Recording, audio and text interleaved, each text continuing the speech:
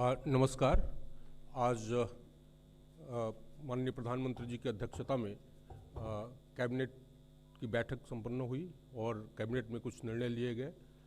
उसके ब्रीफिंग के लिए आज हमारे बीच Shri Piyush Goyal ji, honourable commerce and industries, consumer affairs and food minister, honourable INB minister Shri Anurag Thakur ji, and we also have secretaries, food and secretary, Department of Ex-Servicemen Welfare. Now I request honorable ministers to begin the briefing, please.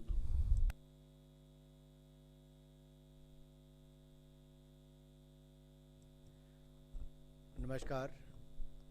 आदरणीय पीयूष जी, माननीय अधिकारीगण, media से मेरे प्रिय मित्रों,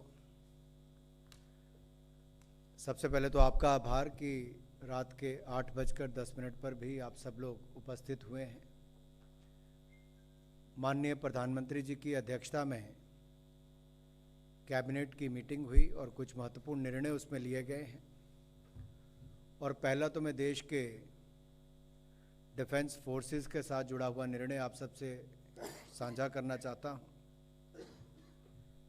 कि defence personnels के लिए, डिफेंस फोर्सेस पर्सनल के लिए और फैमिली पेंशनर्स के लिए वन रैंक वन पेंशन लाने का काम नरेंद्र मोदी जी की सरकार ने किया, जो वर्षों से लंबी मांग थी। 30 वर्ष से लंबी मांग को पूरा करने का काम वन रैंक वन पेंशन का मोदी जी की ही सरकार ने किया था।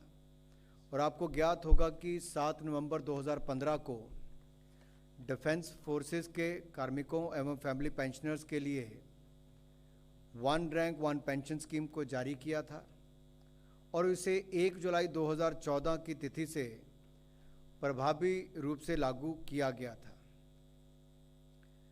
आज उसमें रिवीजन की गई है और इसमें जो 20,60,220 पेंशनर्स को वन रैंक वन पेंशन का लाभ मिलता था, उसके अलावा 1/7/2014 से 1/7/2014 के बाद सेवानिवृत्त होने वाले पर्सनल्स को मिलाकर अब इसकी संख्या 25,13,002 बन जाएगी।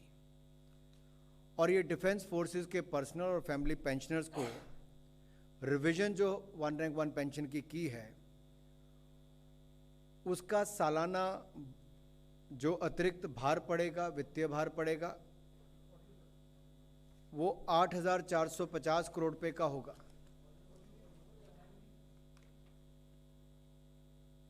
Check check check.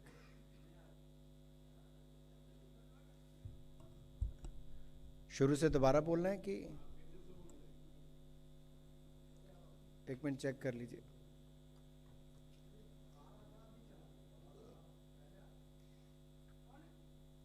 Check check check check 1 2 3।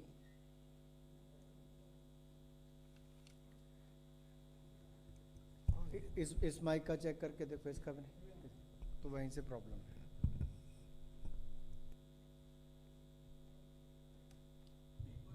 वहां से दिक्कत है, पीछे से पॉइंट से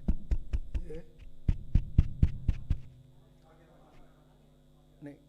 check check check 1 2 3 check check check.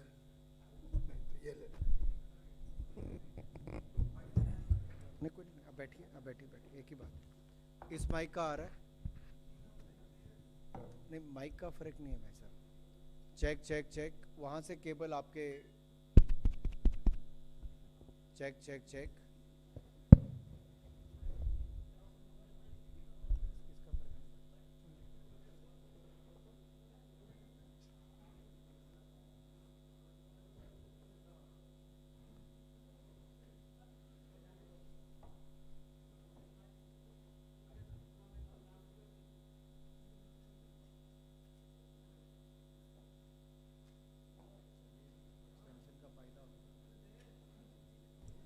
Check check check check check.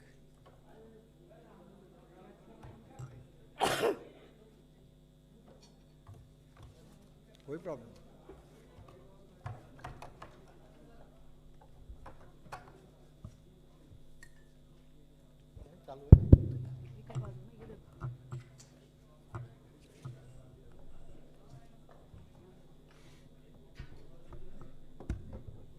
कोई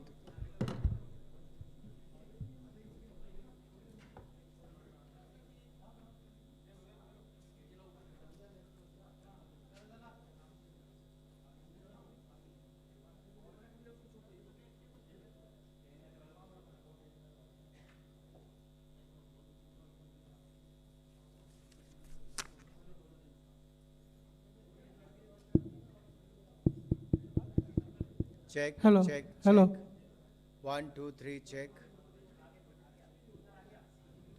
अब तो इससे भी आ रहा होगा ना माइक से।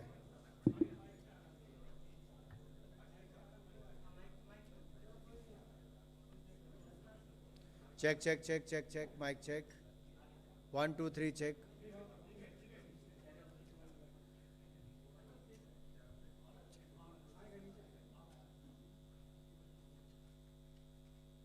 नमस्कार मित्रों, आज कैबिनेट की बैठक माननीय प्रधानमंत्री जी की अध्यक्षता में हुई और कुछ महत्वपूर्ण निर्णय उसमें लिए गए हैं, जिससे अवगत करवाने के लिए आप सबके लिए आदरणीय पीयूष गोयल जी भी यहाँ पर आए हैं। पहला निर्णय रक्षा मंत्रालय से जुड़ा हुआ है और डिफेंस पर्सनल, जो डिफेंस फोर्सेस के हमारे रिटायर्ड अधिकारी हैं, कार्मिक हैं, उनके फैमिली पेंशनर्स हैं, उनसे जुड़ा हुआ है। 1 रैंक 1 पेंशन का, उसकी रिवीजन का। आपको ज्ञात होगा 1 रैंक 1 पेंशन कई दशकों तक पूर्व सैनिक मांगते रहे, लेकिन कभी किसी सरकार ने उस तरह से उस पर गंभीरता नहीं दिखाई। लेकिन 2014 में मोदी जी की सरकार बनने के बाद 1 रैंक 1 पेंशन को लागू करने का निर्णय लिया गया और केंद्र सरकार ने इसको 7 नवंबर 2015 को डिफेंस फोर्सेस के कार्मिकों एवं फैमिली पेंशनर्स के लिए 1 रैंक 1 पेंशन की स्कीम को लागू करने के निर्देश जारी किए और इसे 1 जुलाई 2014 से प्रभावी ढंग से लागू किया गया। आज जब इसमें रिवीजन हुई है तो इसका लाभ कितने लोगों को मिलेगा?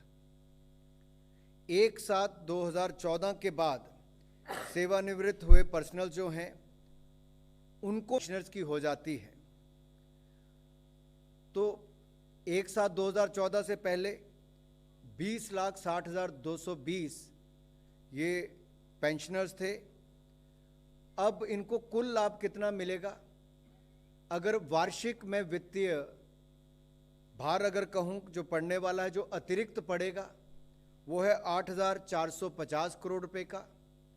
और जो एरियर बनते हैं, क्योंकि इसको जुलाई 2019 से जून 2022 के पीरियड का एरियर भी देने का तय किया गया है और वो 23,638.07 करोड़ रुपया एरियर के रूप में इन सभी डिफेंस फोर्सेस पर्सनल को जो रिटायर हुए हैं और फैमिली पेंशनर्स को इसका लाभ मिलने वाला है।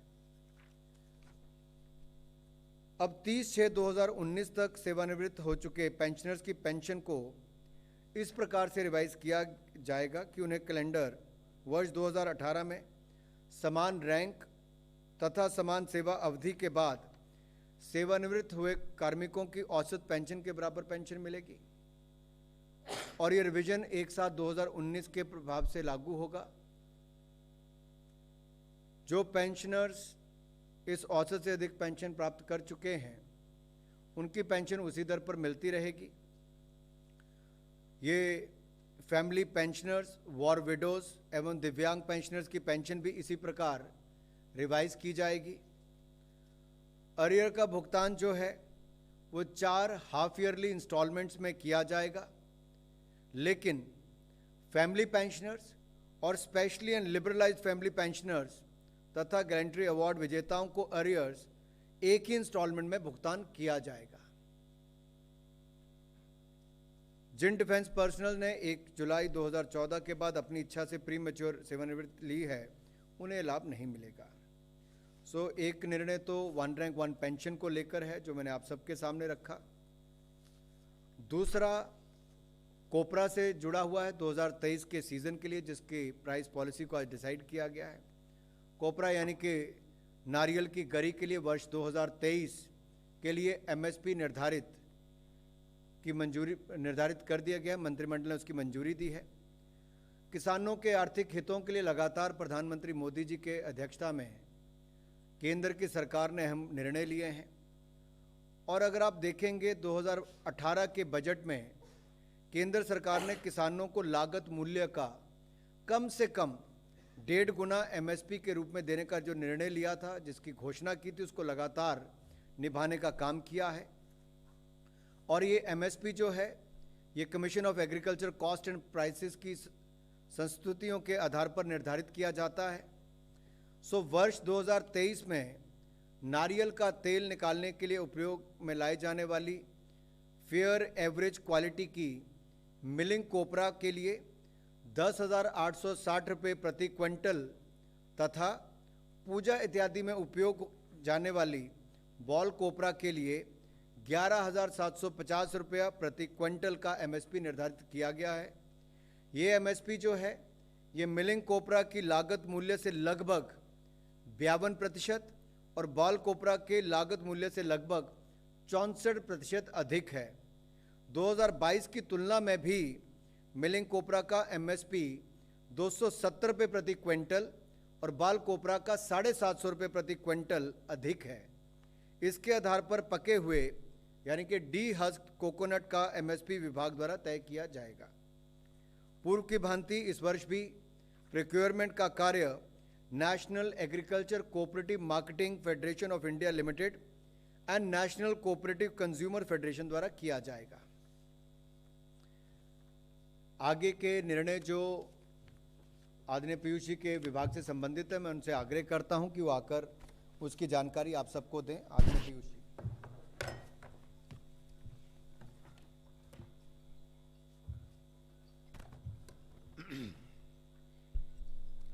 नमस्ते मित्रों,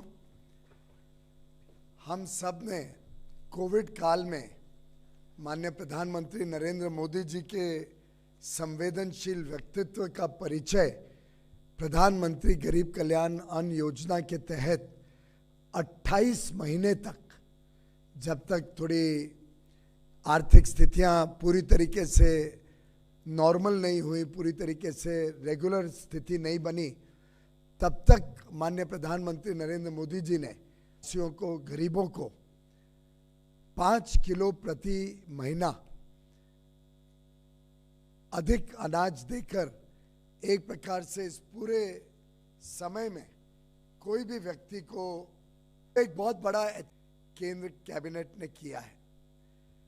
हम सब जानते हैं कि केंद्र सरकार राष्ट्रीय खाद्य सुरक्षा एक्ट के अनुसार जो अनाज लोगों को देती है, उसके लिए चावल पर 3 रुपए, गेहूं पर 2 रुपए और मोटे अनाज पर 1 करना पड़ता है। अब माननीय प्रधानमंत्री जी ने एक ऐतिहासिक फैसला ये लिया है कि नेशनल फूड सिक्योरिटी एक्ट के अंतर्गत जो गरीबों को अन्न सुरक्षा दी जाती है, खाद्य सुरक्षा दी जाती है, ये अब मुफ्त में, पूरी तरीके से मुफ्त में लोगों को उपलब्ध कराई जाएगी। देश भर में लगभग 81.35 करोड़ लोग जो खाद्य सुरक्षा के नियम के अनुसार अभी तक पैसे देके सब्सिडाइज फूड ग्रेन लेते थे, अब ये जो अन्नदाता योजना के तहत 35 किलो जिन परिवारों को मिलता है, उनको 35 किलो मुफ्त में मिलेगा। बाकी लोगों को जो 5 किलो अनाज पहले सब्सिडाइज दरों पर मिलता था, 1 साल के लिए अब उनको मुफ्त में वो अनाज उपलब्ध कराया जाएगा। माननीय प्रधानमंत्री जी ने केंद्र की सरकार के ऊपर जो फूड सब्सिडी या अलग अलग प्रकार से जो खर्च आता है, उसको अब बढ़ाकर लगभग 2 लाख करोड़ रुपए कर दिया है। तो 2 लाख करोड़ रुपए अब केंद्र सरकार पूरा खर्चा अपने ऊपर लेगी खाद्य सुरक्षा नियम के अनुसार, और लोगों को अब कुछ भी पैसा भुगतान नहीं करना पड़ेगा। फूड सिक्योरिटी के तहत जो अनाज उनको मिलता है, वो आगे चल के 1 वर्ष की अवधि के लिए दिसंबर 2023 तक पूरी तरीके से मुफ्त लोगों को मिलेगा। और इसका बोझ, इसका जो खर्च है वो केंद्र सरकार पर 100% आएगा। लगभग 2 लाख करोड़ का खर्च आएगा और हमारे गरीबों से कुछ भी पैसा लिया नहीं जाएगा। पूरा पैसा केंद्र सरकार अपने बजट से सुनिश्चित करेगी। तो ये एक ऐतिहासिक फैसला माननीय प्रधानमंत्री जी ने फिर एक बार अपने संवेदनशील व्यक्तित्व का परिचय देते हुए लिया है और आगे चल के फूड सिक्योरिटी एक्ट में कुछ पैसा ना दिए गरीबों को मुफ्त मिल कैटेगरी में 5 किलो प्रति व्यक्ति और अंत्योदय अन्न योजना में 35 किलो प्रति परिवार जो अनाज खाद्य सुरक्षा के तहत दिया जाएगा, वो पूरी तरीके से मुफ्त, जिसका खर्च केंद्र सरकार पूरा अपने बजट से पूरा करेगी, जो लगभग 2 लाख करोड़ रुपए। बहुत बहुत धन्यवाद। सवाल तो नहीं होगा किसी का कि है? इसमें सवाल नहीं, बड़ा स्पष्ट है मेरे ख्याल से। बताइए। पीएम अन्न योजना और फूड सिक्योरिटी एक्ट में जो मिलता था उस दोनों स्कीम को मर्ज कर दिया गया है। अब और जो आर्थिक परिस्थितियों के कारण अधिक अनाज दिया जाता था वो अभी देने की परिस्थिति नहीं है। अब तो साधारणतः आर्थिक परिस्थितियां सामान्य हो गई हैं, फिर भी हमारे गरीबों को कुछ लाभ पहुंचे इसके लिए एनएफएसए में जो उनको अनाज रेगुलरली मिलता है उसी को हमने मुफ्त कर दिया। तो जो स्कीम पीएम अन्न योजना है 31 दिसंबर को जो खत्म हो रही थी वो आगे एक्सटेंडेड नहीं हुई है। अब मर्ज कर दिया। अब उसमें से जो मुफ्त का पोर्शन था वो एनएफएसए में जोड़ दिया। तो 5 किलो और 35 किलो जो एनएफएसए में मिलता था अब वो पूरा मुफ्त हो जाएगा। अधिक क्वांटिटी की आवश्यकता नहीं। जी, दिसंबर 2023। बहुत बहुत धन्यवाद। इंग्लिश में बोलना पड़ेगा अंग्रेजी चैनल्स के लिए। आप भी बोल दो अपने वाले इंग्लिश में। एक इंग्लिश में चाहिए क्या? इंग्लिश वालों की रिक्वायरमेंट रहती है।